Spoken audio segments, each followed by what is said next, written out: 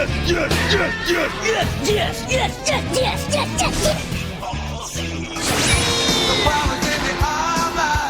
incredible! It's not a cartoon, it's anime!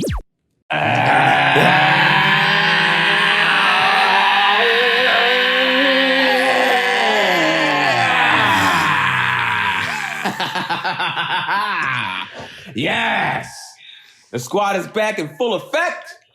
Full effect, little bitch. We'll go to another episode of Animeshun. I felt good today. That felt good. It came from the esophagus, from the trachea. Whatever those things are. From the diaphragm. From the diaphragm. There we go. Yeah. That's very shallow. He just wanted to use a word. I did. I knew it was attached to your voice somewhere, right? It's in there. It's part of the family for sure. Yeah. All right. Dude. Another episode of Animeshun, man. The squad is back in full effect, y'all. You know what we do at Animeshun? We review podcasts. We have one-off. We have debates. We talk our shit out here in these streets.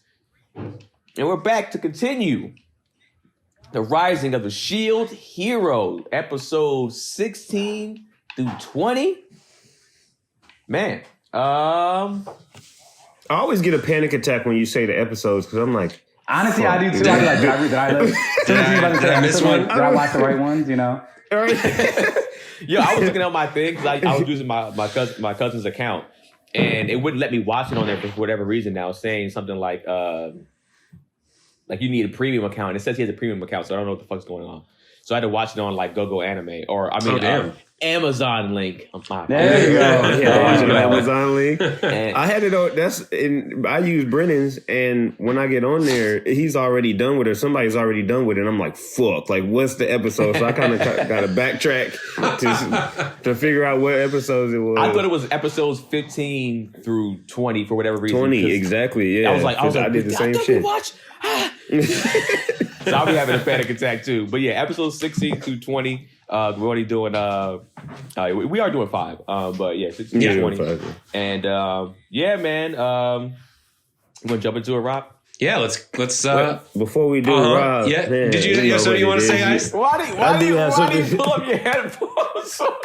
Like we screaming or something. When Brennan sees Ice gearing up, he just snatches his headphones off each time. And he just started doing this last week. No, he's been kind of doing it for a while. Or he'll be like, or he'll pull his headphones off like this, like he'll pull away from his ears.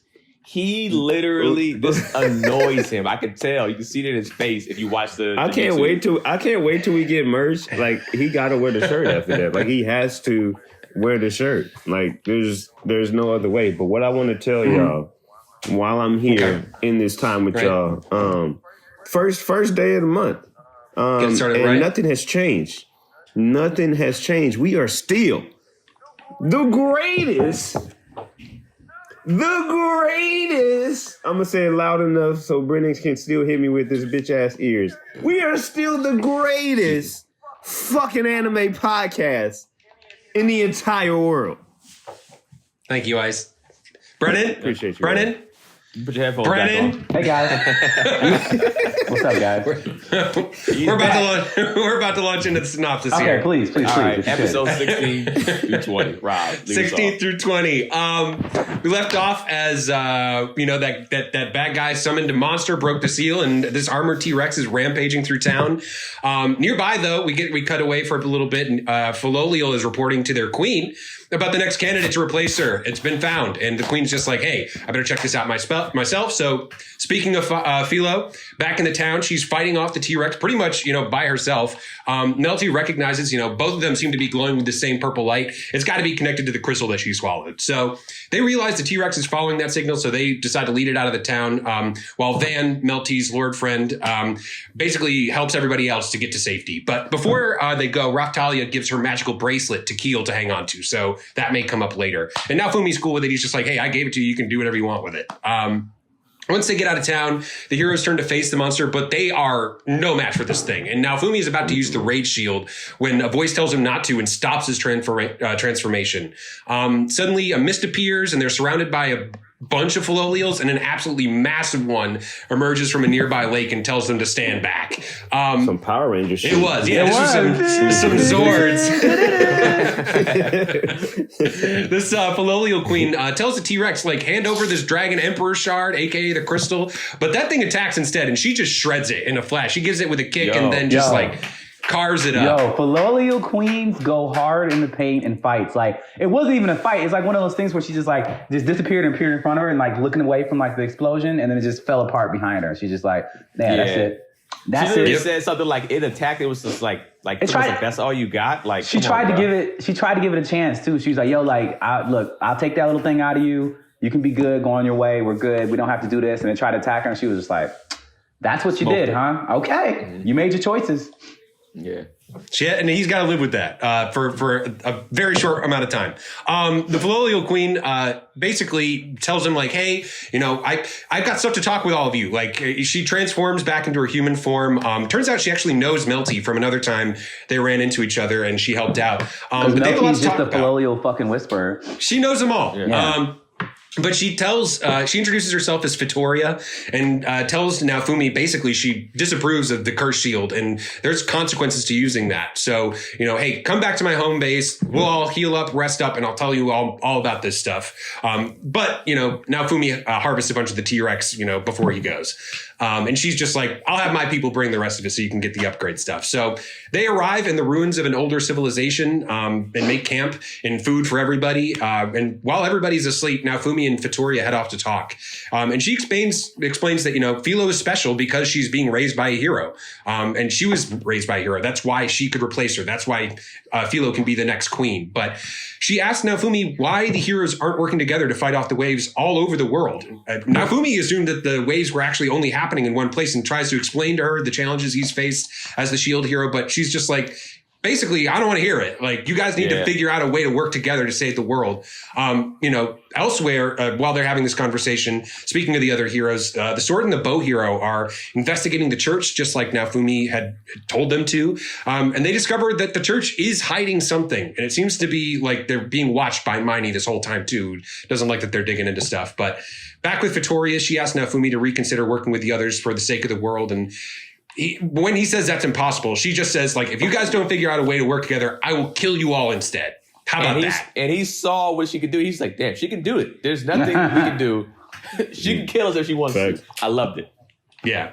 Next morning, they're having breakfast. Vittoria arrives and puts Melty in a magical prison as a hostage, basically to make Naofumi promise he'll at least try to work with the other heroes.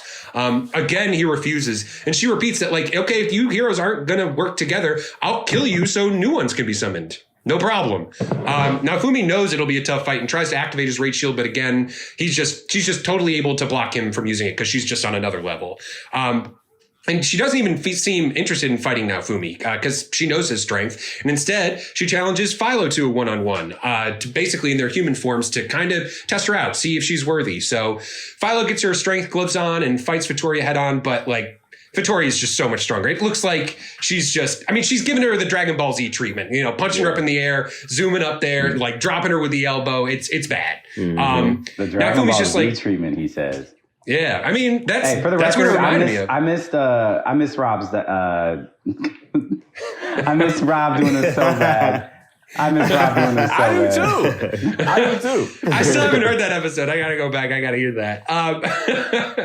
Naofumi urges her, like, hey, think with your head, attack smart, use your magic. But Vittoria has answers for that as well. It is like even able to stop Naofumi, who's, when she thinks she's distracted, tries to free Melty. But no, she's got time for that too. So Philo is looking completely outmatched, and Vittoria tells her, like, you're too weak to win. But being as headstrong as she is, she charges in and uses this new claw attack we haven't seen before, and it manages to break through Vittoria's defenses and actually cut her cheek. So proving that her will is strong, Philo is named the winner, and Vittoria says, like, you will be my heir. You will be the next Fallolial queen. take this crown, basically as a symbol, and then it transforms into like a cowlick, like a little piece of hair that turns up. But it's kind of, again, a DBZ thing, almost like that potential unlocked upgrade. Her base stats go up. She gets stronger because of it. And she explains the stronger you get, the more of these hairs will appear. She also gives one of her cowlicks to Naofumi's shield, which unlocks this whole filial skill tree, which he'll have to level up to use. Melty, on the other hand, for her trouble, just basically gets to ride around on giant bird Vittoria. Which she's very happy for. She's thrilled. They celebrate the new queen that night. And again, when everybody's asleep, Naofumi and Vittoria talk. She pleads with them again to make up with the heroes, as fighting off the waves with even one less hero will make it like nearly impossible. So she also says that there will come a time when they'll have to make a choice for what they fight for, the people or the world. And choosing one will mean sacrificing the other. And the heroes in the past have chosen the world, but hoped that their successors would find a way to choose the people. She gives him one more upgrade to his armor as a way to slow down the Rage Shield's corruption, but she warns that it will consume him in time if he continues to use it. Naofumi thanks her for her help, and she's reminded of her old master, the former hero, and now she leans on him for comfort, remembering those days. Somewhere underground, actually where we last saw the sword and bow hero, we actually see the Pope is gathering his followers for some sort of momentous occasion they've been waiting for. Elsewhere, Vittoria transports the shield hero crew with a new cart to a nearby, where some of the other heroes are nearby. And Naofumi promises to try and bury the hatchet for her sake and the world's. So they arrive at this border wall, but unluckily for them, of course, it's the spear hero that's there waiting for them, and he's already mad. I hate this guy, bro. And he's like, at this point, he's just like, Naofumi, you've gone too far. And he accuses him of killing the bow and sword hero. And wanting to make good on his promise, Naofumi holds back. But Miney, of course, chimes in that the church informed them of his betrayal and basically warns Motoyasu not to fall for his brainwashing magic, then traps them in this, electrical cage for a fight to the death. And the teams face off. And even though the Shield Heroes teams at a lower level, their ability and teamwork they're running circles around the Spear Heroes team. Their team up magic they're combining their combo skills, and they just know how to fight better. The Spear Pikachu versus Raichu. The Spear Hero is that was a good one. Good pullback. Yeah. The Spear Hero is like mad about it, but Naofumi, hey, just like listen to reason for a second. We need to work together. And it's at that point they notice all the other soldiers are gone, and there's an incoming attack. Like everybody with like super hearing is just like, yo, something is coming. So Naofumi throws up as many shields as he possibly can to protect them. Yeah, Philo was just like, yo, shit's coming. No, more shields, more shields, more shields. More, yeah. Shield prison. So he even protects a spear hero and their crew, and they barely survive this massive attack that comes from the sky and leaves an enormous crater around them. Now Fumi recovers from the attack, and like lava and shit was coming down. Yeah, like, it's bad. That shit was crazy. But right at the lip of the crater, the Pope appears and reveals his true intentions, and it turns out he is a real dick all along. He's arrived with all of his followers to destroy the Devil of the Shield and also take out the false spear hero as well. And he just admits to it. He's like, I killed the other two heroes already, and all in the name of God. Surprisingly, Miney appears to know very little about this, or maybe she's just playing stupid. And the Pope intends to kill her too, and Melty. And he's just like, we're basically taking over this country in the name of the church because the royal family has abused and neglected the church, and you're all basically fakes and pretenders. And with that, he prepares another massive attack using this legendary weapon that his people have found. That shit was crazy. So the Pope unleashes another few rounds of attacks that Naofumi manages to block, and Melty recognizes, like, hey, this legendary weapon is this thing of, this tail that used to be around to this thing that could transform to imitate all of the hero weapons, and it was thought to be lost to time. However, it seems the church was just kind of hiding it and hanging on to it. But the thing is, it uses a shit ton of magic, which is why he needs all of his followers there basically as a power source to keep him going. Also, spirit bomb shit. Just give me your power, please. Yeah. Spirit bomb. And they're creating a barrier around the Pope that, not even the spear hero and his party can penetrate with their attacks. And it seems like they're about to get party wiped when just in the nick of time, the bow and the sword hero appear and join the attack, catching the Pope by surprise. And they explain, we were investigating the church and found their plan to take over, but were led into a trap. And the only thing that saved them was interference from the Queen's spies, known as the Shadows, saving them from the massive explosion. Meanwhile, the Pope and his team are recovering from the magic use. Some of the followers are even starting to collapse from giving up all their energy to the power of the weapon.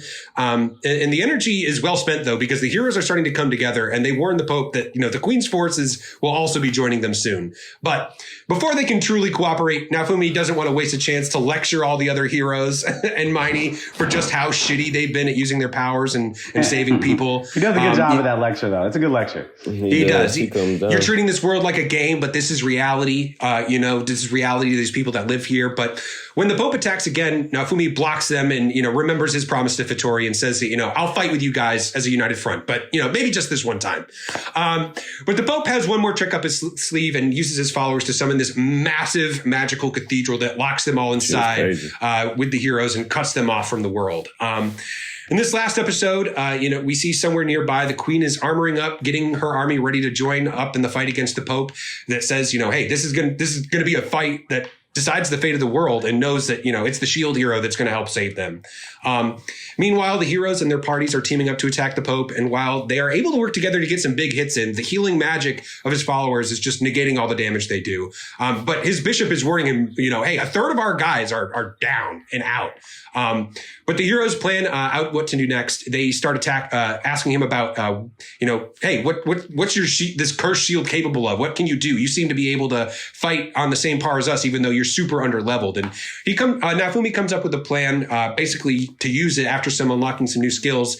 But he thinks back to Fittori's warning that using it's a double-edged sword, and that, this plan is a gamble. So again, he summons the spirit of this angry dragon and encourages him to give himself over to anger and hatred. And, all those things will make him strong. And at first it seems like he's going to lose himself, and he completely becomes engulfed in flames. His eyes turn red. He's gone like full dark side. But it's his connections to those he cares about that once again brings him back. His party members, bring him back from the edge. Raftalia, Philo, Melty, recounting their memories. And he realizes he can't do this all himself. So he gives orders to everybody. And they launch a coordinated attack that seems to finally be breaking through the Pope's defenses. And they even, are able to get some attacks really to hit him. But the Pope isn't done. He uses the cathedral and illusion magic to hide where his attacks are coming from, putting the heroes back on their heels. But before he can defeat them, the Queen arrives and uses her magic to freeze the Pope in ice, breaking through the magical barrier of the cathedral. And with the Pope caught, Naofumi uses his own blood as a sacrifice to launch this ultimate attack against the Pope. It looks like a magical bear trap just comes out of the ground and absolutely destroys this old man. I mean, he's loved it. He's fucking dead. He got impaled. You saw it. Yeah. No, he ain't dead yet. The way he impaled him was like, I went, oh shit. Okay. Same. Oof. Yeah, that was brutal. Yeah. And with that, the battle ends. The cathedral disappears. The Pope's followers surrender to the Queen. But Naofumi is hurt badly. And the Queen approaches, hopefully with some healing magic and hopefully also some answers to what's been going on. And that was our stretch of episodes here on Rising the Shield Hero. Episodes 16 through 20. Always a great Rob doing it again. Man, we missed you, Rob. We missed you so much, Rob. Okay. I ain't going in. Like, I'm going to try to stall Keenan out a little bit. This is not an easy feat to do, especially when he was throwing at me at the last second. Nobody said anything about you, Keenan. We just said that we missed Rob. What's wrong with that? I had practice. I've had years of practice. You said it multiple times. We got it the first 4 times you said it, Brennan. We missed you, Rob. I missed Rob a lot, bro. I just missed you. You talk to Rob all the time. What do you mean you miss Rob? Hey man, we got a strong bond. That's all. Yeah, bro. I need Rob's attention for things to work out. I agree. Okay, I agree. So thank you, Rob, again as always, man. Of course, appreciate you putting that together. Totally. We definitely missed you. As a much collective. Appreciated. I know I was missed. Yeah. You'll see my Promised Neverland I'm looking forward to it. Bullshit Keenan recap. That's what we call it. So no pressure on me. If you haven't heard that episode, completely worth it just for Keenan's recap. Okay. Whenever that goes up, Yeah. The Promised Whenever Neverland that episode, goes up, yeah. and you see the Promised Neverland recap or episode, whatever, listen to it just for Keenan's recap. Completely worth it. All right, so this is the question portion of the show. So yeah, towards the end, he activated the rage. He activated the rage shield, and it took actually his team to kind of like balance him out to calm him down, right? To get it together so he didn't lose full control. Is there anybody that can calm you down when you're raging like that, or raging, or that angry? I think for me, it used to be my brother. What's my brother? Unless my anger is directed towards him, then he can't calm me down. We're gonna just go and clash. And I would say him and my lady now, in the sense of like where they can kind of talk some sense into me. And I feel like I'm pretty aware still, but normally, like if I'm super pissed, and it takes a while. I don't know if it takes a while to get me pissed. I can kind of go from 0 to 100, but I think those two people specifically can kind of calm me down. I don't think many other people can kind of do that. I feel like they could definitely talk more sense into me and just be like, yo, it's not that serious. You're just kind of wilding right now. If somebody else is doing it, I'll probably be like, I don't give a fuck about what you're saying right now, bro. I'm going. Like, I'm going to either go that route or not. So I would say, yeah, my brother and my lady are the only two people. Not even my mom and dad, I don't think, can do it, to be honest. Brannan? My brother for sure. But honestly, I don't He's so really zen. think. He's so zen already. Yeah, I definitely think. My brother? Yeah, definitely. I can't really think of any. And it's so funny you say that. My brother growing up was the angry one. Just for the right, like he's the one who was like always yelling and throwing tantrums and stuff. And I was always the one just like watching him, just like, why are you so mad, bro? But no, I mean, in all honesty, like I can't think of any times where I've really like gone full rage anyway. So I've never really had to experience that where somebody had to calm me down. I mean, I'd say that's if we were to put attributes to something, like my ability to stay calm emotionally is probably like one of the strongest attributes I have, regardless of what's going on around me. As Rob has witnessed many times, chaos encircles us all, and I'm just sitting there just like, no, Indeed, it's cool. So honestly, I'd say my brother would probably be the best person, but I don't know. I haven't had to be there before. Nice. Yeah, I'm kind of on the line of Brennan. Outside of this podcast, I'm pretty even keel. I don't really get like super up about things or angry. I don't let people get me there. Outside of this podcast, because I mean we do have for sure heated discussions. But no, I don't really get. If I would say somebody, it'll probably be like my sister. My sister or my mom would probably be able to take me down. But all the times that I did rage out, like just somebody there, like a random person was like, "Hey, you need to chill," and I usually chill out with that person there, especially if it's in a public forum. But I'm usually pretty good. Yeah. So sister, mom. Rob? Yeah, it'd definitely be my fiance. I'm engaged. I mean, I don't really get like, I wouldn't say I get super like raged out. Like, I'm not like a punch the wall kind of guy or anything like that, but I can get like super anxious and like wound up and stressed out. And like, we are that person for each other, really. Like we were even talking about that earlier this week because we both kind of get wound up in that way. Like, especially like if there's work or like, family stuff, like, we're both kind of those people that just get a little anxious and just get kind of wound up in all the stuff we have going on. And we always have like the best outside perspective for each other to be like, just like, all right, like breathe, just like calm down. It's not that serious. And we were kind of laughing about it because like I do that for her and then I'll have the same problem and not be able to talk myself out of it, but then she'll be able to have that perspective and then help me out with it. So we definitely do that for each other. Absolutely. I feel like that happens in couples a lot. It's just that it's like you go through the same exact thing and she's like, you're like, I just did this for her. Why can't I do this for my fucking self? 100%. 100%. Brennan, stop working this man like that, man. You can't be getting Rob wound up like this, bro. Come on, Brennan. I don't know if I'm the source of his. I'm sure I have at some point been, but I don't. There have been times. Yeah. He said that quick. Yes, Brennan. Yes, you have. Don't get it twisted. But it's never purposeful. So I'll say that. No, Brennan does too. Like he's definitely been that guy where I'm like, Brennan, we got all this shit going on. He's just like, we will figure it out. So there have definitely been times that Brennan has calmed me down as well. He is the calm guy in the chaos. I'll say that. That's a good person to definitely have on your team for sure. All right. So after seeing what we've seen from the Filolio Queen, do you think that anybody on this show that we've seen can give her the hands? Brannan. Glass, possibly, maybe. I don't know. It'd be a good fight. That's the fight that in this part of the show right now, Glass versus the Floyal Queen, I think will be a good fight. My money is still going to the Floyal Queen because Glass was untouchable, but so was the Floyal Queen. And I feel like we saw the Floyal Queen take down something stronger than anything we saw Glass take down. And so for me, it's like, I got it just from what we've seen, but we haven't seen the extent of either one of their powers at this point. But that Floyal Queen ain't no hoe, like by any stretch of the imagination. Like, cause we already know, like one of everybody's favorite characters so far is Philo. Cause Philo gives everybody the work, right? Yeah. Man, she was doing Philo like Frieza did Vegeta. You know what I'm saying? Like it wasn't even... Yeah. You didn't have to say that. You didn't have to say that. I'm saying, is that bad memories for you, Ice? Tail wrapped around the neck, just body shot. All I say is that was very that was the pre-Kato. You know what I'm saying? Like, you were what is it? Did it not? You act like it didn't happen. That's like one of the worst. That's one of the worst ass whoopings that's ever. He beat the dog shit out of. That was one of the worst ass whoopings in anime history at that point. It still is actually. No matter how you look at it, that's one of the worst ass whoopings. Because Vegeta was running his mouth talking that trash too. He's like, Vegeta's like, I'm a Super Saiyan. You can't fuck with me. Everybody watch. That premature celebration. I'm a Super Saiyan. Everybody come look. He was feeling himself after Zarbon. He came off of beating Zarbon. He was all like, what's up? So, yo, I just took out your... Just beat your boy Zarbon over there. What's up? Yeah, look at Zarbon. What's Zarbon trying? Nothing. Zarbon don't want no problems. Neither do you. Everybody come look. I'm about to give Frieza the smoke. He about to catch a fade. I say she because I still believe Frieza is a woman in that English dub. But either way, come catch this fade. And what happened, Ice?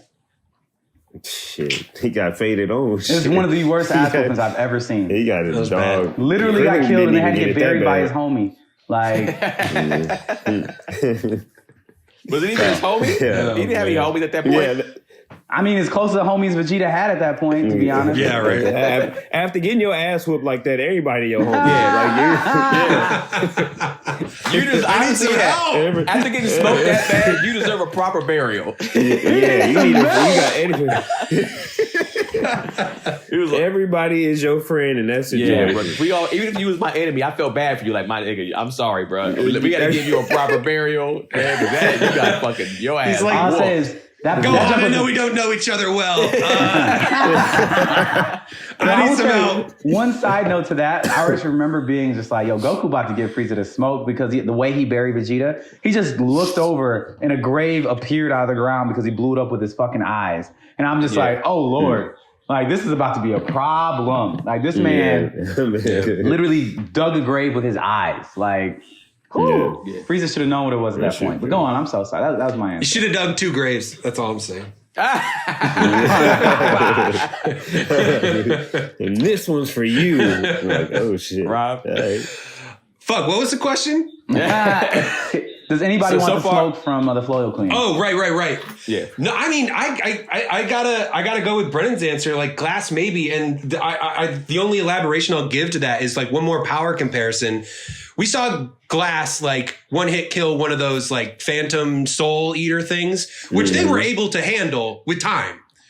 They couldn't fuck with that T-Rex at all. And the Floyal Queen still like one shot killed that thing. So it's just like the Floyal Queen has got the higher kill at this point, you know, where Glass, like we know she's strong, but she was killing stuff that the heroes could actually still like, you know, take on that level. So we don't know her upward ceiling, but we know that like the Floyal Queen, Vittori, she's killing stuff that they can't even touch, you know? So I'm going Glass, maybe. Yeah. I think the Queen got it for sure, but I know they got some hits on him. But the Pope, man, I don't know. Like, that cathedral ain't no joke. Like, full cult following behind him, big ass. Like, if he had everybody, that cathedral, that illusion. But he got killed by the heroes. Well, this is why I can't. But he really didn't though. The Queen had to come save him. But this is why I can't. This is why I say I can't agree with Ice on that particular point, because once the people keep passing out, he's done. He has a time limit. You just got to hang in there, and they would have beat him if they would have hung in there too, I think. But I don't know, those attacks was that whole cathedral, and then when he started, that illusion shit was fucking him up. It was. That illusion, when he switched that illusion on, they couldn't fuck with that. And those arrows was coming from everywhere. If the Queen wasn't there, they would have died, for sure. So I think the Pope ain't no hoe, but honestly, for as far as like the pecking order goes, definitely the Queen. Glass, I just need to see more from her. Yeah. Yeah, I mean, but yeah, yeah, I mean, I was, and I'll probably get into my rant or whatever about Glass, but yeah, I would say the Flolio Queen. I think Glass is dope. She came in with the best entrance, I think, in that sense. And did her. I don't know. The Pope pulled up though. The Pope pulled up dope. He did have a dope entrance. There's been some dope interests in the show. That's not even. Yeah, I'll say that. Okay, I'll give you that. The Flolio Queen had fucking magic mist appear and then like appeared out of it and killed the thing that nobody could touch. Yeah, I guess I just like, and this is probably I guess more a woman heavy show in the sense of like the actual beast with hands in this show. Are the women? Never even thought about that until this moment. That's right. Yeah, I kind of like that. I like when kind of like you have women on there and they're like they had the best hands, to be honest. And so I just want to see more of Glass. I want to see more of the Flolio Queen because Philo to me is my favorite character, and without her, I think this show for me this show has a lot of issues. But yeah, Flolio Queen. All right. A lot of anime characters find themselves as outsiders or working against the powers that can be. Can you think of a character that had to face adversity as well, or that was better than Naofumi? Rob. Yeah, I was thinking about it because, like, a lot of anime characters, like, it's like they kind of have to fight against the current power structure. They're like outsiders, kind of have to work against the system. And I was thinking, because we were talking about like, man, this guy has like terrible luck, and like he does, but does anybody handle that better than he does? And I think there is somebody that has close to as bad luck that handles it a little bit better. And it's One Punch Man. That dude cannot catch a fucking break. He's had people like shouting at him to like give it up. Like, you're stealing wins from these other heroes out here. Nobody knows who he is, even though he's whooping ass. Everybody hates him. He gets disrespected on. He's just like, I mean, I'm good, man. Like, he's got no rage problems. He has no problem working with other people. He's like, yeah, man, whatever. Like, maybe it'll work out for me someday. He's just worried about getting his groceries on time and like making the grocery store sale. He's pretty zen about the whole thing. Cause so that's me. I think if there's, cause we've been like, man, like Naofumi's made some questionable decisions, but given everything that he's been through, like you can kind of see where he's been there. Like, I don't know. Saitama might still be like, he might still be Mr. Happy-Go-Lucky. It takes a lot to rattle that man. Nice. You say me? Oh, I'm very reluctant to say this because I know somebody's gonna have a fucking field day with this answer.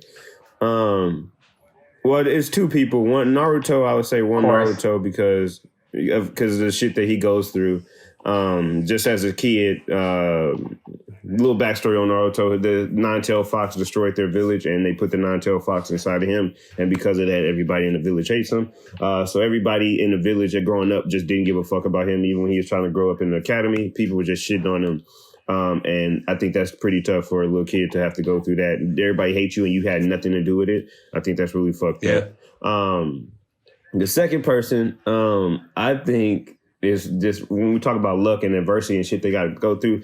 Fucking Shinji, is that his name? Yeah, from Evangelion. Like, he's got a tough beat, man. He got it. He got a tough shake. Like, he kind of, I think, to Brennan's point that he always used to make is like he just was a kid just living his life and then just got fucking thrown into some shit. Granted, he could have handled it better, but I think for a kid to be thrown into some shit like that to where the world is on your shoulders and you was just chilling the day before, I think that's some fucked up shit. For sure. Brannan? I know ain't none of y'all seen it, but Ichigo from Bleach.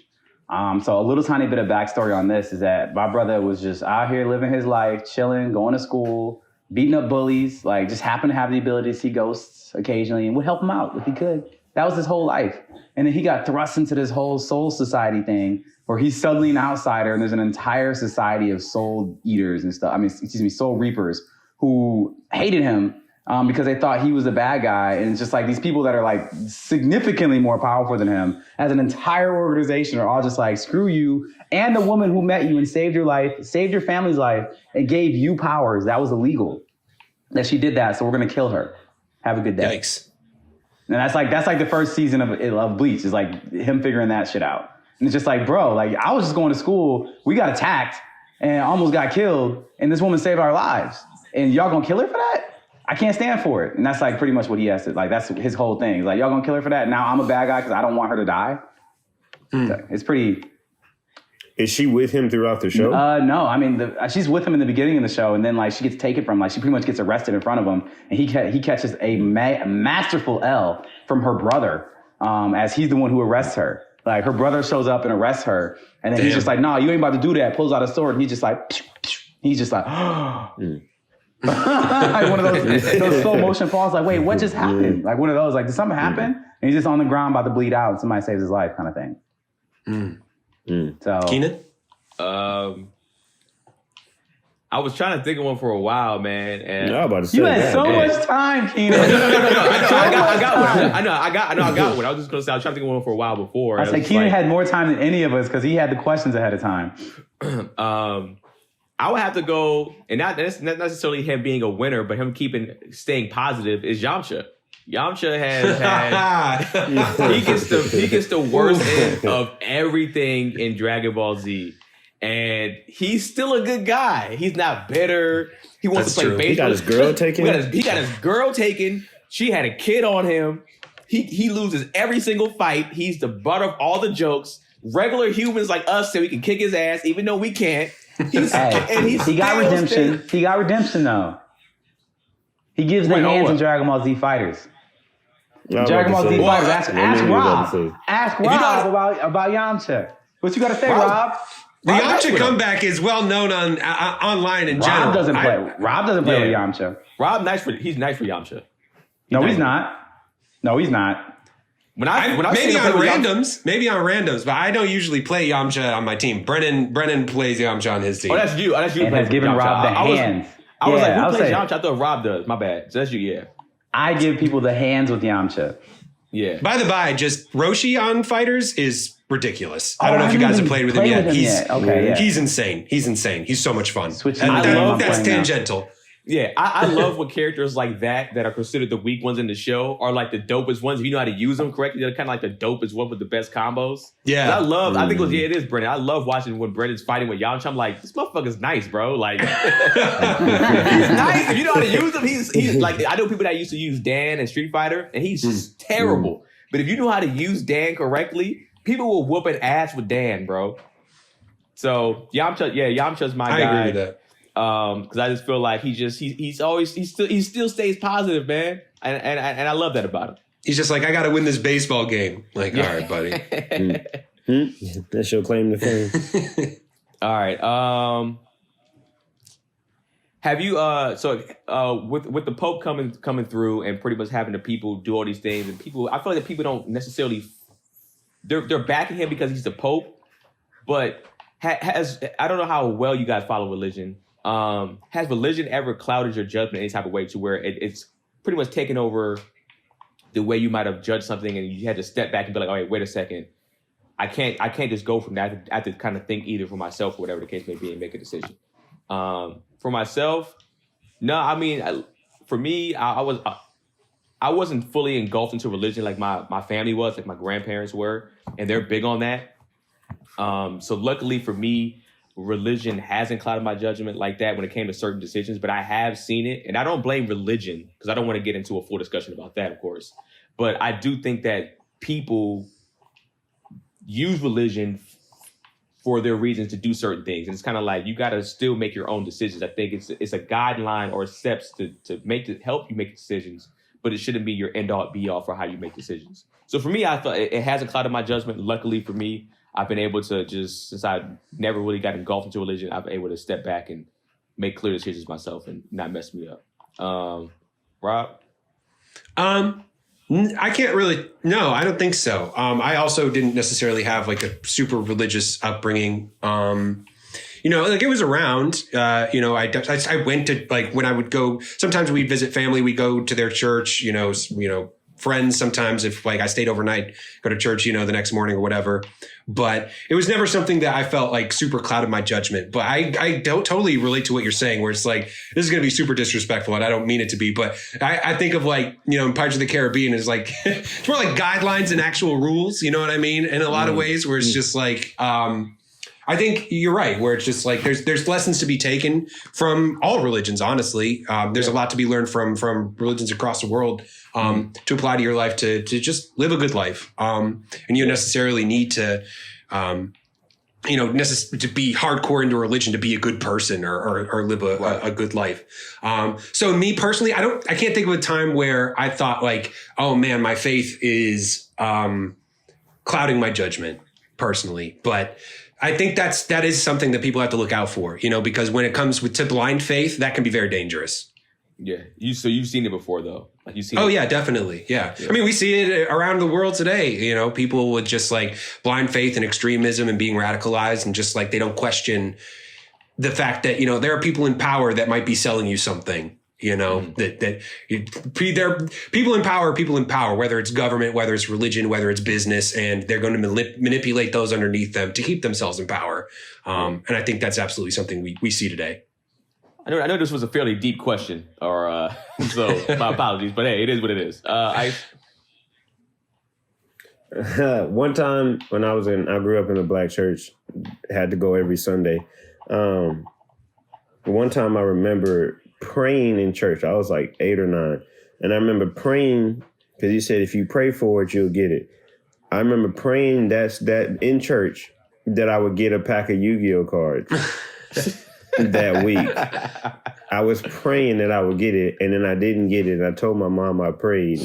And she was like, well, okay, like, and? Like, so? Y'all told me this is how this works. And after that, I was fucking done with the religion. I was like, fuck this shit, Over bro. Like, Yu-Gi-Oh cards? this dude, I was like, this dude is dumb. Like, this dude over here telling me that if I pray for it, I get it, and I don't fucking get it. Like, You gave up religion because you didn't get a pack of Yu-Gi-Oh cards? I was fucking done, that bro. is fucking This moment bro. can Check, never be please. forgotten. This moment can never be forgotten, guys. Oh, I I'm was cutting this fucking- into I a was clip. done. This is going to be into a Oh clip. my This is God. hilarious. I was done. I've been praying for this. I was in church. This is as close as a God as I can Yeah. get. I prayed in church for Yu-Gi-Oh cards. The whole week went by. The next Sunday came, didn't get no Yu-Gi-Oh cards. I told the preacher, man, the fuck out my face. Like, came that next week and was like, fam, like, where are my Yu-Gi-Oh cards? And he tried to break it down. Like, you what were you got? Like, no, you were I wasn't hearing none of it. crossing the lines like Santa Claus and Jesus, one and the same. Like, I was done. But Ever since then, here's the I've thing. been. At the age that Ice was at, I see why he had certain I get feelings. it. I understand what At you're that saying too. age, yeah. At that age, Yeah. hell yeah, I get it.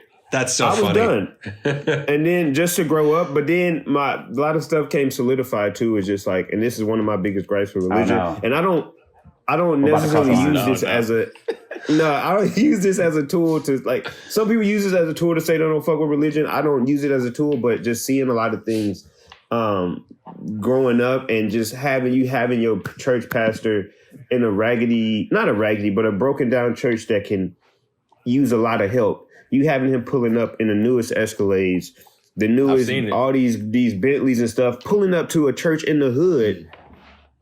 And all this money that's supposed to go to the building fund, we up here with these fans sweating our ass off. Well, you can buy AC. If you can buy this Escalade, this brand new Escalade, if you can buy this freaking Bentley, if you can buy this Rolls Royce that you pulling up with, you can buy this. You can buy some AC for us. Stop handing out these fucking fans, bro. Yeah. Like, what are you doing? The donated fans and then from the funeral Yeah, home. yeah. I didn't want to get that to that discussion because I have a story about that too. But yeah, that's for Yeah. a whole different thing. But But I feel that, you. yeah. Like seeing that, and then I'm doing the math on like even my grandparents putting in money to the church, and I'm looking, I'm like, okay, how much you put on average, Grandma? She tell me the amount. I'm sitting there doing the math, and it's like 20, 30, almost 20 G's a year just from them alone, and you got all these other people in the congregation. I'm like, we should not be in this raggedy building. And you looking at all the people, you pulling up in a Cadillac, you pulling up in these high-end cars, the rest of your congregation pulling up in some hoopties and shit, but they still spending their last dollar to make sure that they give their tithes and offerings. Like that shit it solidified my Yu-Gi-Oh cards. How many Yu-Gi-Oh cards could you buy with that money you spent on the Escalade? But yeah, and since then I've been kind of just off religion. I do pray to God, but that's pretty much like that's the extent of it for me. So I've seen it, and because I've seen it, I've never let it cloud my judgment. Brennan? I'm gonna keep this one PC for today and say that I grew up in a black church. I went to a non-denominational church. They were super cool. I never had any real conflicts of interest or judgment or anything like that because everything for me growing up, there was pretty reasonable. Our pastor didn't take any money from the church. He was a college professor as well, taught business. And so like, he's just like, I don't take no money from the church. He did pull up in a nice car, but the church was looking nice too. Like all the money stayed in the church. Like we had 1 million programs, 1 million things supporting the community. And it was in Flint, Michigan. And that's needed, obviously. So like, honestly, I had a really positive experience growing up with the black church and the church I grew up. Shout out to Ebenezer Ministries in Flint. And that's how it should be done. That's how the way you kind of just said it. Yep. A lot of work for the 100%. community, a lot of things being done, a lot of money being put back into the community because the community is putting money back into the church. Yep. I think it should go full hands, and that's how I think it should be. I think some churches get a bad 100%. rap because other churches do it the shady way. Definitely. 100%. All right, so would you? In churches like that, I wouldn't mind pulling up to. Yeah, of course. Oh, the choir was banging, bro. Woo. I still be singing songs. I'm in the shower still singing them songs like, yo. Well, even when the church was shady, the choir was fire. Like you was in there. The choir was like, yeah. It's shady in here, but choir was like, they out there singing. It's hot as fuck. We got these big ass robes on, but we still getting after it. All right, Rob's like, what are you talking about? I don't get it. I have some context clues. All right, so would you? Next question: would you guys want a huge cult-like following like the Pope has in this show? Ice. We know the answer to this. On paper, no, because on paper it sounds dope, but then nah, I'm good. I think I'm good. I think if I'm translating it to my life right now, and it's like in person, I don't want it. If it's like maybe over social media and have people pull up to my shows, cool. But if I gotta like people rocking with me, like walking everywhere I go, nah, good. I'm good, fam. It's like all these people around me. I like my privacy. Even if I'm in a room, but I know like right when I step out the door, there's motherfuckers waiting like, what's up, Ice? What's the move? Like, nah, get your own life, dog. I'm good. Rob. Yeah, similarly, I wouldn't want that, man. That's too much. I mean, even just like too much pressure just on to that day-to-day level. Like I've listened to podcasts, seen some movies on like cult leaders, and like those people break down when it comes to like once they get the power and they maintain it and they have that, like they're just like, oh, they're like usually strung out usually on like some speed or some uppers just to like make sure they got control of all that stuff, and they become paranoid. I would not want that pressure at all. I would not want people looking to me for every answer they have in their life. That's too much. Brennan. I'm a Rob and Ice. I just no. Like I love the idea of leadership, but I don't particularly see that. That's a very abused form of leadership that I'd have no interest in being looked at as some deity or God or something like that. It's too much pressure. I like the idea of saying, here, I'm helping everybody. I'm here to help people grow. I'm here to help us all achieve a common goal that we agree upon. But that does not take over your life. And this is what you believe as a whole. Here's the goal. You do your thing outside of it. How can I help support you to grow as a human being and grow towards our goal? That's where I'm at. Yeah. I'm the same. I like he said, like I said about a fan base. I feel like, and I always say like cult like fan base in the sense of like how Kendrick Lamar and J. Cole have, like they have fans that like whenever they put out a project, they're gonna go support it because it's like for that. So in that instance, yeah. But like you said, just you looking at me as like, we need you to speak for us. It's like, bro, like I'm human, bro. I make mistakes. I'm gonna say some shit that's not right. I know I am. I know I speak from like sometimes ignorance. Like I don't know what I'm necessarily fully saying. So do not be behind me like that. Understand that I'm going to make mistakes, and I want to make mistakes so I can get better and be a better person. For sure. All right, next question. Do you think the rage shield is worth it? Brannan. It's a hard question. When I posed it, I was like, I don't even know how I'm gonna answer this shit. I mean, the thing is the Rage Shield has saved the day. But it feels like it's like, as the Floyal Queen has told us, it definitely takes a toll on Naofumi. And you could see it. You know what I'm saying? Even like he pretty much almost died to kill the Pope. You know, but at the same time, you look at it as like, who else would have killed him? You know, like who else could have killed him with what? You know, and so for me, I'm just like, man, like what, Brennan, if you could have a power, would you want one that takes your life possibly? And like, I guess it's better than not having a power if I have a choice to use it. So that's pretty much my answer. I guess it's better than not having a choice, you know, about it is my short answer. But good Lord, man, talk about sacrificing yourself or sacrificing what you like, who you are, what you believe to be able to achieve a goal for everyone else. It's like, damn. That would suck, especially like the worst part of the shield, more so than losing control of yourself, is hurting people you care about. Like you have a goal to like get rid of this threat that's going to hurt the people you care about, and you hurt the people you care about in the process of stopping that threat. That's a double-edged sword if I've ever heard of one. Yeah. Ice. Yeah, I would want it. Like I said, I'm a big Naruto fan. His nine-tailed fox, again, context story. The nine-tailed fox was inside of him. He sometimes uses it, relies on it to fight, but it takes over him, just like the Rage Shield does. So there's a lot of qualities within Naruto that I see. And Shield Hero that I see within Naruto as well. But in both instances, if I had that power to rely on, obviously I'm not coming out the gate with it, but if push comes to shove and my back is against the wall and people that I love and care about, lives are on the line, it's Rage Shield time every single time. Until I work on, but every time after that, I'll be like, all right, bro, I gotta just figure this shit out. Like if I gotta go in the woods and just turn the Rage Shield on and try to like overcome it, like something, I gotta work on controlling it. Yeah, I'm with Ice in the sense of like, I wouldn't want to have it in my back pocket. It's definitely the last resort. It's definitely like, all right, we're all about to die. This is our last resort. This is our last resort. And then much better band. Yeah, absolutely. Absolutely is. Yeah, I would definitely want to just have it in my back pocket just in case shit hits the fan. It's like, all right, I gotta save us. I'd rather have it than not. It's like I don't know. It's like a gun could be dangerous, but it's like some people say, you know, people in the streets be like, I'd rather be caught with it than without it, type thing. 100%. Rob?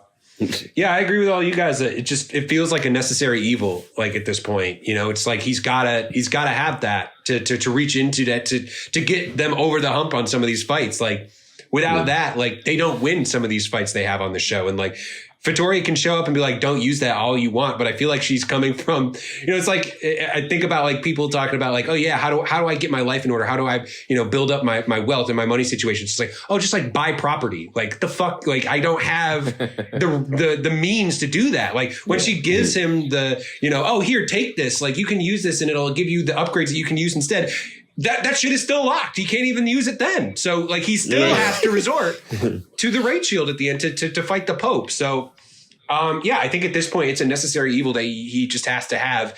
I don't like that it's, you know, if I were him, it's like, I don't like that I have to resort to this, but I have to, you know? So I'm glad that I would be glad to have access to it, but it would definitely be like, all right, we've used options A through Y. You know, it's time to go to plan Z at this point. That for me, that would be how I would use it. Okay. You answered right, Brennan? Yeah, you were first. All right. So next question. We've had several instances this stretch of the main characters getting saved just at the moment of danger. What is your favorite moment from another show where the good guy gets saved just in the nick of time? Rob.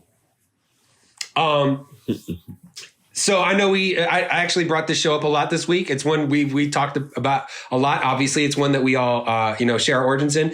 One of the moments that got me into anime or watching it at all in the first place is when Goku showed up to fight Nappa in the Saiyan saga. And that's like the one time Goku showed up and was just like, I'm not here to fuck around. Yeah. Like his friends were dead and on the ground and buried. Like when he showed up to fight the Ginyu Force, even when he showed up to fight Frieza, he was just like, but like he kind of had like some goofiness to him. Like, oh, let's see, this will be exciting. When he showed up to fight Nappa, he was like throwing fucking glares around. He was like, he fucked up his back and threw him on the ground, like paralyzed that man. Like that was like, especially after seeing, you know, Tien, Piccolo, Chaozu, Yamcha, all those guys get killed, for Goku to come in there and whoop the shit out of Nappa in like 0.2 seconds. That was like still one of my favorite anime moments. Absolutely. It was, to me, I loved it too because it was such a dark moment for Goku. Because he, like you said, he was about business. He was just like, yo, I'm here to smoke motherfuckers. This is not about like, let's just see how strong they are compared to my strength. It was none of that shit. No. Which is what he pretty much turned into after that. Yes, I totally agree. He was about the business. Absolutely. Ice.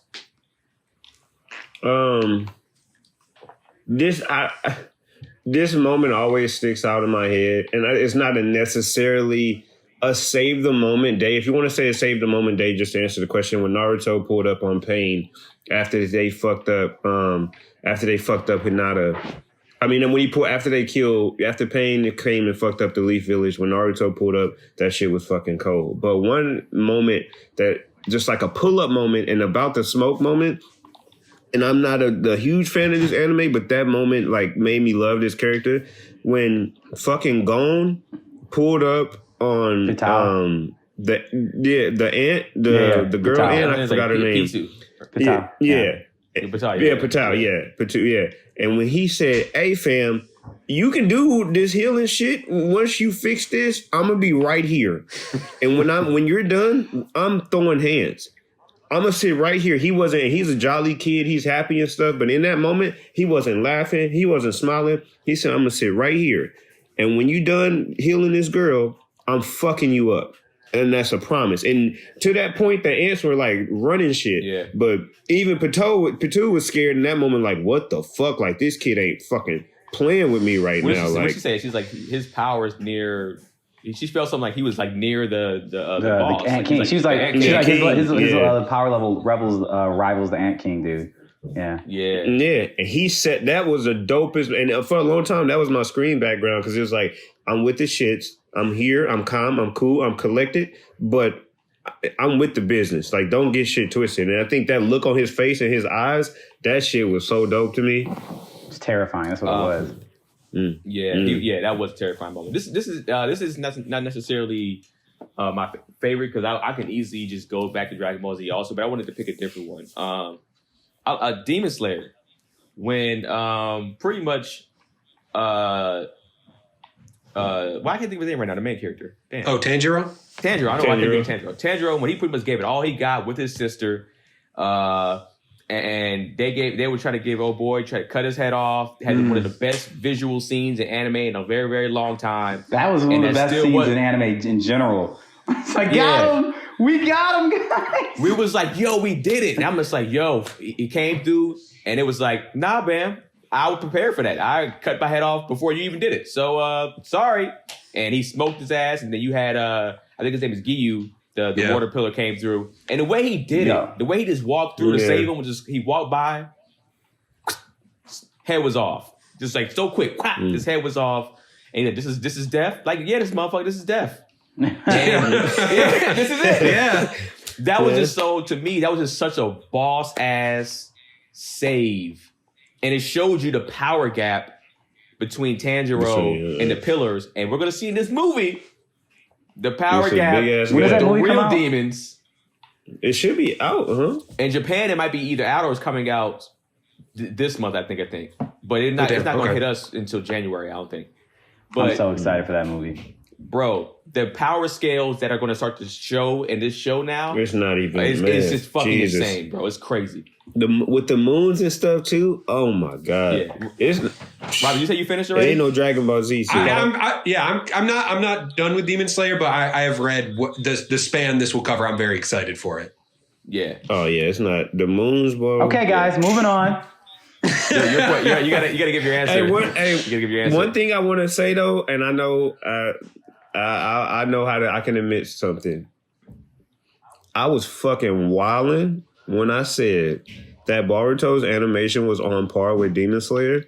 I was fucking wilding because it's not even close. Thank you. I will go back and say that I was fucking wilding when I said that. Brennan.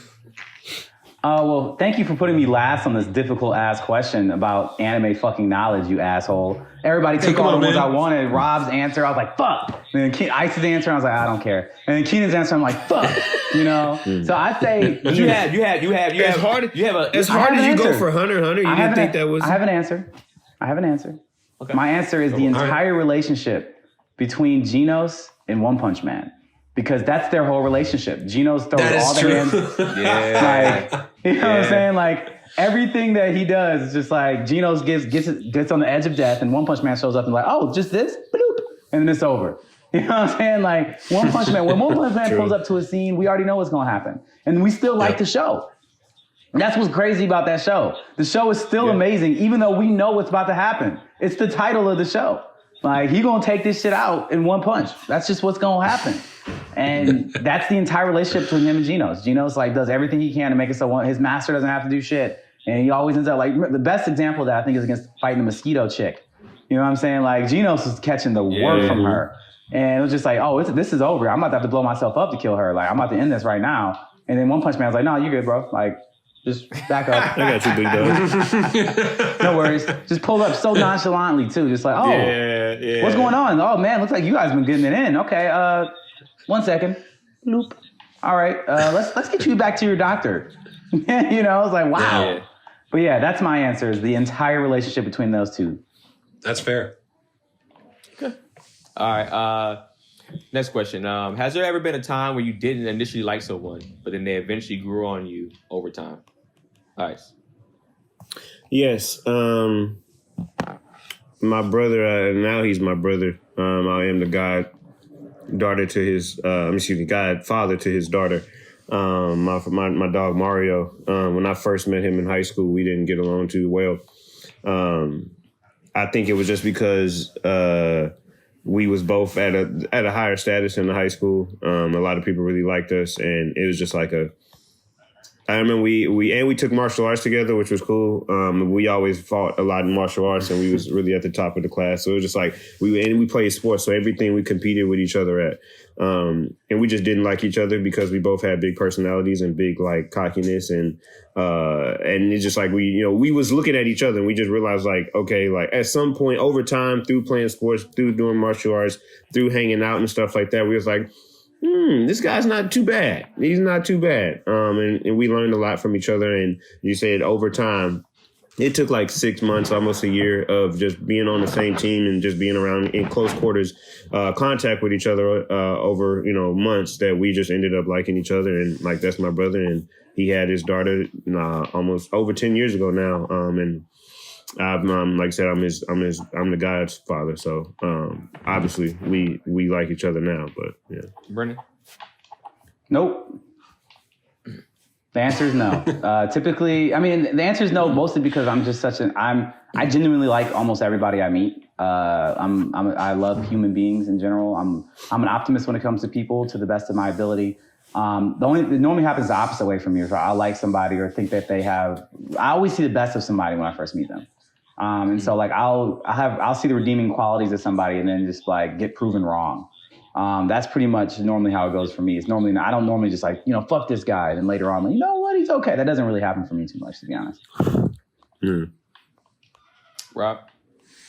I would say it's similar to Brannan. I can't think of anybody that I was just like, fuck this person. And then we, became friends. There have been a few people that I'm just like, I don't know if we've got much in common, and I was totally wrong. And that's definitely happened to me, but somebody that I had like an adversarial relationship with, at least not from my end. That being said, I will say, I know one of my oldest friends told me, like, we were in the same kindergarten class. We were on a t-ball team together, something like that, like way back in the day. And I thought we were friends. We were not. He did not like me. And I know that because we ended up being in the same class again in both 5th and 6th grade. And we became very close. And he told me, he's just like, honestly, like, when we had kindergarten class and like the teacher would be like, all right, guys, like, what'd you do today before you got on the bus? And you were like, oh, I played Mario on my Nintendo. It was like, man, I didn't have a Nintendo and I fucking hated you. He's like, when I got that Super Nintendo, I was like, yeah, I bet that bitch Rob doesn't have a Super Nintendo to play with. So hilarious. But we're still good friends today. We text like every single day. So that's I've been on the opposite end of that equation. Yeah. For me, it's a comedian. I'll keep them nameless, but and he's not necessarily in my tight circle, but it was a comedian that I used to see in the open mic scene a lot, and I thought they were funny, but they were very arrogant, and I used to just see how they would kind of like talk to people a certain way. Then I realized it's just like them being from the East Coast. That's kind of how they deliver things, and then eventually I think we had a discussion because I was like, man, you act like a little hoe sometimes. then we had a discussion about it, and he was just like, you know, we ended up becoming cool later on. We're still cool to this day. And he's actually gotten me spots. He's actually did some things for me. But at first I was just like, dog, this person right here, their fucking attitude. Like, I just like, I had in my head, I was like, I'm going to fight this dude one day, the way he talks to people. I was like, I just had it. I was just like, the way he speaks to anybody, I was like, I'm waiting for the day he just says the wrong thing to me. So I had the good reason to fight this dude. And then we had a discussion, and we ended up being pretty cool after that. It ended up didn't go too far. I'll ask. Well, we'll go one more question, and then we'll go to our views on it. Does the behavior of the Pope mirror any historical Pope behavior? Brannan. You know, I don't know the names of any of the popes, but like, tell me this ain't the Crusades. You know what I'm saying? Like, tell me that this is not the Crusades, where the Pope is just like, we have to cleanse the land of these heathens because they obviously don't believe what we do, and use the power of the church as well as the lives of the church members to be able to kill other people simply because they didn't believe what they did. So. You know, I'm gonna be honest with you. I shouldn't have asked this question because I don't know any of the popes either. So I can't. I should have asked Rob's bonus question, to be honest. I meant it more as I worded that question horribly. I pretty much just meant any kind of religious leaders, not just popes. But you can just leave that. We can just leave that question alone. Yeah, I would have to dig deeper for that. Let's ask Rob's bonus question, because it's actually bonus question. Rob had a bonus question. Would you eat filet? Fried up, grilled, slow roasted. How would you eat it if you had the chance to eat filet, Rob? Yeah, if somebody handed me some fried filet or even like a drumstick, like I'm at the Ren Fair, like Disneyland or something, and I should just like, don't eat that. That's filet. Like that's not a turkey leg. I would eat the shit out of that. I don't even care if it's sausage leg now. I would eat that. I would definitely eat a filet. I wouldn't even feel bad about it, because I'm pretty sure there was one point when Philo like looked at a bunch of filet just like, that shit looks delicious. Yeah, I wouldn't even feel bad. So I would 100%, especially if it was fried up. That would be great. Yeah, I mean, I don't necessarily eat meat like that anymore, but I think even when we fry vegan stuff, when you season it the right way, you could damn near, if you season it the right way, I'm sure people could probably end up eating shit, because they'd be like, oh man, hey man, they fried it and seasoned it the right way. It smelled a little funny, but it had a good smell with the fry. So smells a little funny. But I think I'm with Rob. I think because when it came to stuff that were baked or like whatever like that, I like baked, I like slow roasted, but fried just did something different when you season it the correct way. And I just like that crunch. I think that's what it is for me. Yes. That crunch. That crunch is just a different type of beast to me. Brannan? 100% yes. Like, I'll eat this. I'll eat the chocobos. Like, I ate a goddamn kangaroo in Australia. Like, I'm here for it. We had a discussion. Yeah, I'm going to say, Brannan, I already knew Brennan's answer, because he's probably the more exotic when it comes to eating foods anyways. Like, I'm not. I honestly don't consider myself very exotic. I just happen to be in exotic places. Out of our group, out of us four, because Tony V is probably like the craziest if you talk definitely. About four. But out of us four, you're definitely... Let's put it this way. I've turned down a lot of things in other countries where I'm just like, nah, I'm not eating that guinea pig. You know what I'm saying? Like, shit like that. But like, if it looks and smells good, like, I'm just like, yo, especially the thing for me, bigger animals are easier for me to like say I'm okay eating. So yeah, we like, somebody's like, yo, this is some horse. I'd be like, I'll taste it. You know what I'm saying? Like, I don't know.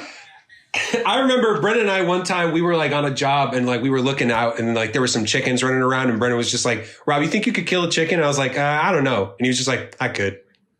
I would eat that. Chicken is delicious. Rob's That's some good shit. Memory is incredible, bro. Because you were right. I 100% remember that. So I was like, yeah, I killed the shit out of that chicken. Eat the fuck out. I would.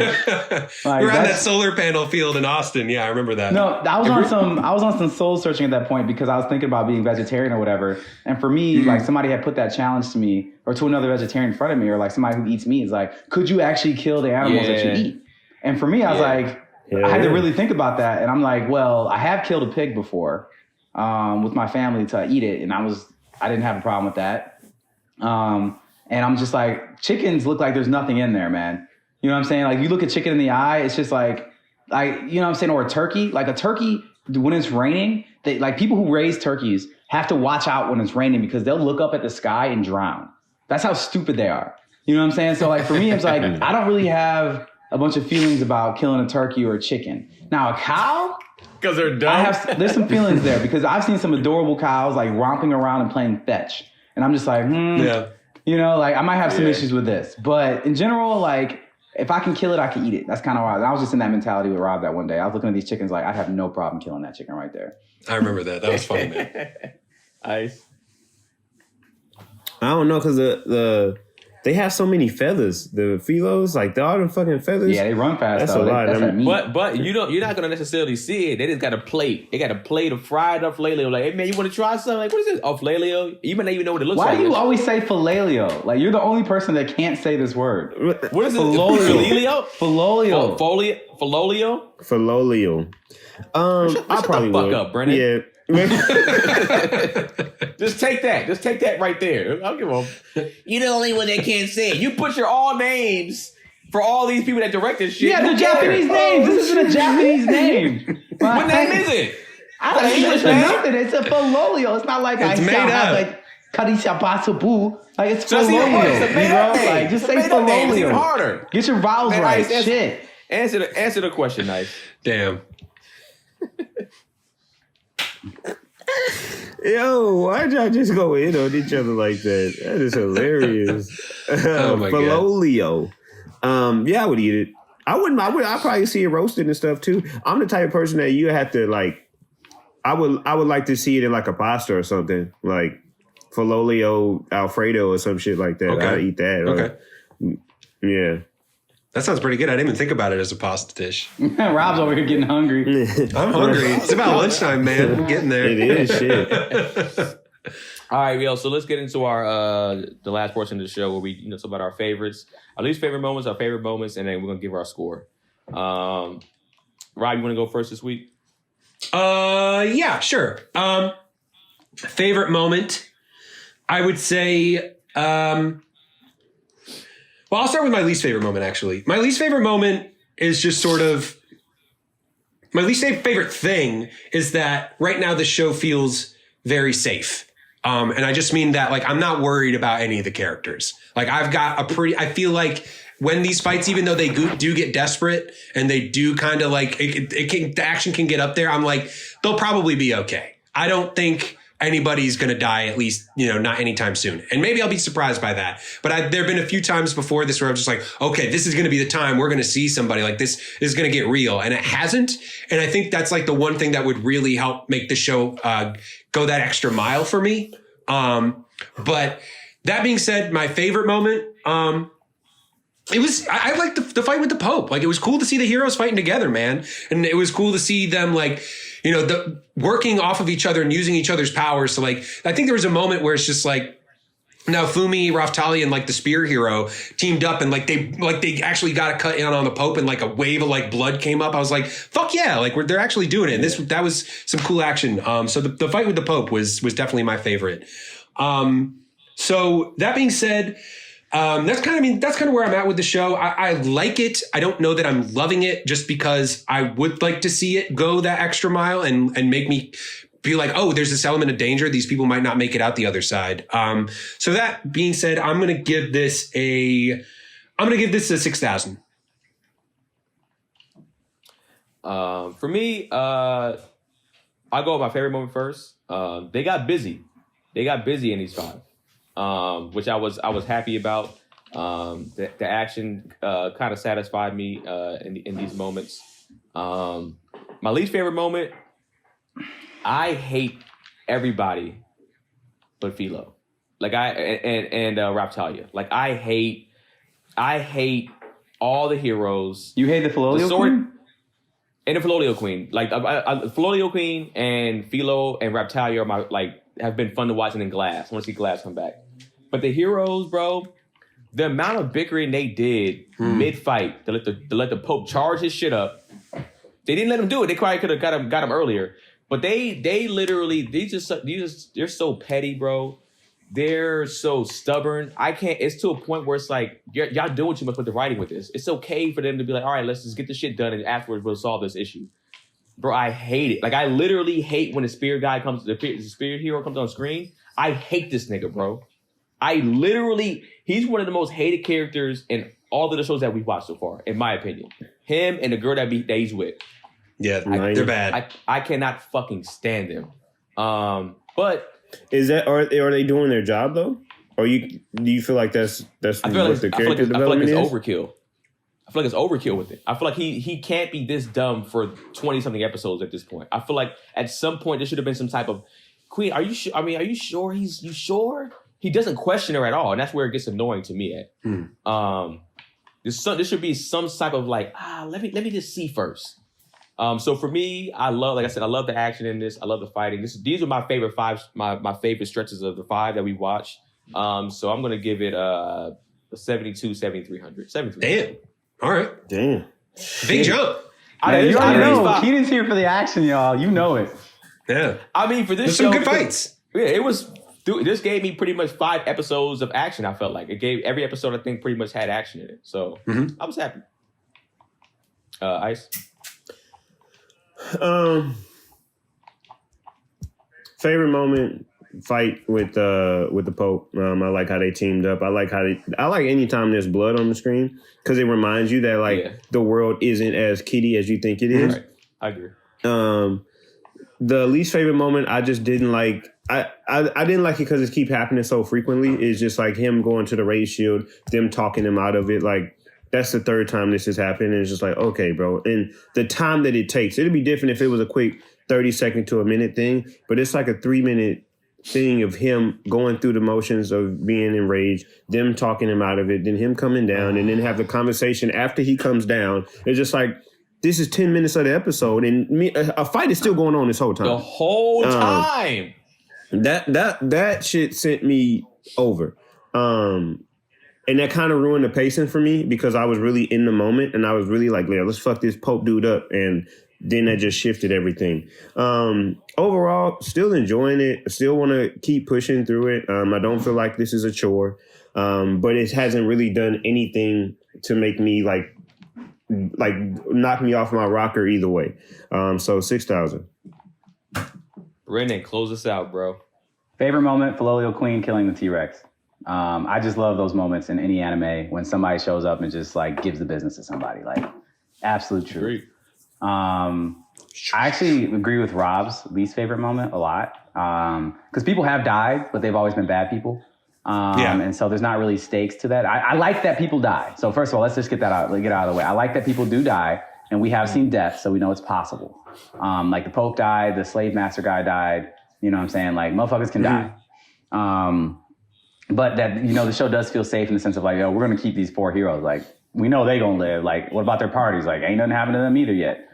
So, I agree with that. I'm enjoying this stretch. Obviously, like I said, action heavy. I'm with it. I'm going to keep it short and just say I'm at about a 7,200. Do you feel like they already made this anime safe in general because they pretty much said when they die, they just kind of go back? They don't even actually die. Like the stakes are not. Well, high I mean, I think that they've done a really good job of character building in this show. Especially the characters you hate, Keenan, which is pretty funny to me that you hate him so much because that's exactly what they want. But in the sense of like, even like you were saying, like you care a lot about Philo. Philo could die. You know what I'm saying? And the show still goes on. Raptalia could die. The show goes on. Melty could die. The show goes on. Anybody but those 4 cardinal heroes dies. The show still goes on. Like the show will be horrible if they die. To be honest, but I'm saying. But my point being is that there's stakes. In that sense, like you know what I'm saying is that they could die. Like we could see the current Filolio Queen die and sacrifice herself for them. You know what I'm saying? Like shit like that could happen. That would be sad because the current Filolio Queen was dope. You know what I'm saying? So like she could show up and save the heroes as a last act of courage and say, "You're the new queen. I'm out this bitch because y'all obviously need to get your shit together. I don't have the ability to kill yourselves now. So now you guys have you have to save the world. Some shit like that could happen. And you're just like, oh, fuck. So I think that the show is setting us up still. I still believe it's everything we've seen is still a setup, including those long expositions within this raid shield. I feel like something serious is coming from that. Just because it's like, obviously like they everything in this show has had set up and payoff. That's what the show does better than almost any other anime I've ever seen, is that every little thing you see matters. And so for us to spend that much time on exposition, for specifically just that particular power within the shield that's also being warned about, is probably the most obvious sign we've seen of any part of the show when it comes to saying, hey, this is a thing. over anything else. This is the thing of the show more than anything else. So yeah, I think it's entertaining. I think it's, like I said, it's a setup. And remember, I'm speaking from having seen the first season. There's 2 more seasons already announced. So understand that, let's leave it at that. Yeah, I mean, fanfare wise is doing well. We got 5 episodes left for us to watch this first season. I feel like they got a lot to tie up because I feel like they at least for me, well, I guess they don't have a lot to tie up because they can always do it over the next 2 seasons because they already got greenlit. Yeah. And so the 2 seasons aren't out already. How new is this? I know we talked about it. I think it came out in 2019 last year. 2019. Oh shit! It's a pretty new show. And the next one comes out in the beginning of next year. I think is what I said. Yeah, there's a trailer out for season 2 on now. Yep. Yeah. All right, man. Can't watch that. Give you guys the information. Ice. I just want to take this brief moment to, we always shout people out. He already said it, Brennan. He could have said it again. He's petty. I just want to shout. I want to shout some people out. Well, just one person out. I want to shout out my son, Icy McGowan, the What It Do Baby King himself. He been watching the podcast and he watched my top 5 video. Nice. And he said that his top 5 is better than my top 5. So I just want to read through it real quick and shout him out. Number 1, Assassination Classroom. Number 2, Naruto Shippuden. Number 3, 7 Deadly Sins. Number 4, Promised Neverland. And number 5, One Punch Man. That's as his a child. top 5. Promised Neverland. You let him see Promise. How old is he? 11. I don't know if I could have handled that show at 11, but it's one of his. That would have been a lot to handle at that age. Yeah, for sure. He's been he's been binging just over quarantine and just being at home. He's been binging a lot of anime and he's been watching listen to the podcast and stuff, the parts that I let him listen to, and he was like, my top 5 is better than yours, and I'm like, let me hear it, and he got some good ones. The only one that I got some issues with is the 4th one. Watch Demon Slayer. He watched and Demon it didn't Slayer. make it. Okay, cool. That's nice to know. Yeah. But yeah, I just wanted to shout him out, and you can find me. Wait. Ice. Has he watched My Hero McGowan. Academia too? He's been watching it. He's not finished with it yet, but he really likes it. He does like Demon Slayer too, though, which is surprising. It's not on his top 5 because he references a lot. Okay. But yeah, Ice McGowan on everything, and watch the YouTube. For some reason, my Hunter x Hunter video kind of just blew up again, and people have been hitting me about it. So a lot of thumbs down. Yeah, so it's not necessarily for the best reasons. I know. I like how Ice it's blowing up. It's like, you mean everyone hates you? I'm not courting controversy, man. It is, and people have been hitting me, and even the comments in the actual YouTube video have grown and very quickly. Which I don't know, what people just hitting me up to tell me, like, they don't say nothing else. They just DM me like, you're fucking tripping about Hunter x Hunter, and I'm like, okay, and then it's fucking weird. But if you want to hit me up, Ice McGowan on everything. Rob? Yeah, I'm RV Danger on Instagram. You can hit me up there. Brannan? At Mr. Producer Face on all the things. I'm thinking about changing my name. We'll see what happens. To your name? To what? Everybody keeps telling me I need to do that. Like, my brother and my sister are on my neck. Like, yo, you're getting shouted out by way too many people that are way too famous, and they all just keep calling you your name. And nobody knows how to find you on anything because you don't go by your name on anything. And I'm just like, what's the point of Mr. Producer Face? Because remember, we got on Ice about this. He was like, what, Daddy Ice or whatever the fuck it was. Yellow Poppy. Yeah, I actually didn't make up the name for my Instagram. It was a friend of mine named Kurt Kessler. I was working on a TV show with him a few years ago, and I was trying to figure out what my Instagram name was going to be. And he's like, dude, you're a really good producer, but you don't really take yourself seriously. So, like, I would call you something like Mr. Producer Face, because it's just like, you are a producer, you're going to get it done. But, like, that's just funny to me. And it seems like somebody who does their job but doesn't take themselves seriously, like, that really defines you well. And I was just like, I'm with that. And so that's kind of how it came about. This isn't Black Planet, bro. This isn't like you make up a name so you can get some hoes. Mr. Producer Face, like, especially now when you blowing up. Yeah, exactly. He out here. The way you've been blowing up lately, you can't be Mr. Producer Face no more. I said we all have to evolve. Ice did it, so apparently I can. Your do it name is your name. Your name is your name. All right, I'm Keenan Baker on every single thing, man. Follow Animeshun Podcast on all platforms and stuff like that. And we thank y'all every day. Answer the questions that we answered in the comment section. Let us know what you think about these episodes 20 to 25. I'm sorry, 16 through 20. My bad. There you go. Brain fart. And That end of the show be fucking you up, bro. we'll be wrapping this up, and we're gonna probably do like a little Goblin Slayer movie review too. So tune in with that with us with that. We're gonna be reviewing that shit. So yeah. All right, y'all. Keen back on everything. Thank y'all for tuning in to another episode of Animeshun. Peace. And so anime was solved forever.